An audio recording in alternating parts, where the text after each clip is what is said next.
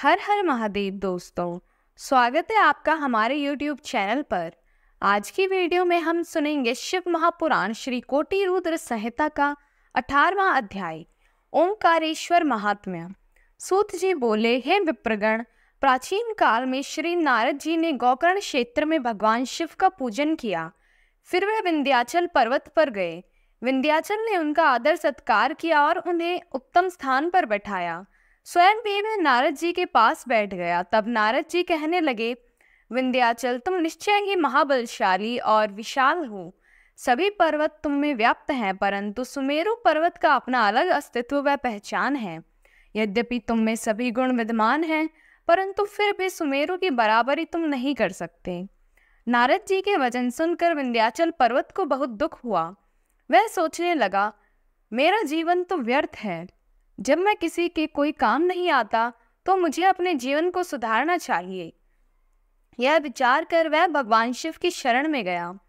विंध्याचल में ओंकारेश्वर जाकर वहीं समीप में भगवान शिव का पार्थिव लिंग स्थापित किया और विधि विधान से भक्ति पूर्वक उसकी नियमित आराधना करने लगा। वह घंटों शिवजी के चरण बिंदों के ध्यान में मग्न रहता। इस प्रकार उसे शिवजी का ध्यान और तप करते हुए बहुत समय बीत गया। एक दिन उसकी तपस्या से प्रसन्न होकर देवादिदेव भगवान शिव ने उसे साक्षात दर्शन दिए तथा उसकी कामना जाननी चाहिए। भगवान शिव बोले, विंध्याचल, मैं तुम्हारी भक्ति भावना से प्रसन्न हूँ, वर मांगो। भगवान शिव के निर्मल वचनों को सुनकर विंध्याचल की खुशी का कोई ठिकाना न रहा। उसने अपने आराध्य देव की स्तुति आरंभ कर दी।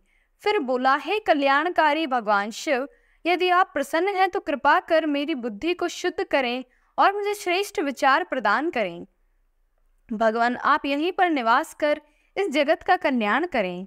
तब विंध्याचल की मनोकामना को पूरा करते हुए भगवान शिव ने उनके इच्छित वर को प्रदान किया और स्वयं विंध्याचल द्वारा स्थापित लिंग में ज्योतिर्मय रूप में विराजमान हो गए। यह ज्योतिर्लिंग परमेश्वर नाम से प्रसिद्ध हुआ। ओंकारेश्वर व परमेश्वर नामक शिव ज्योतिर्लिंग अलग अलग होते हुए भी एक हैं। यह अपने भक्तों को अभिष्ट फल प्रदान करने वाले तथा उन्हें मोक्ष देने वाले हैं।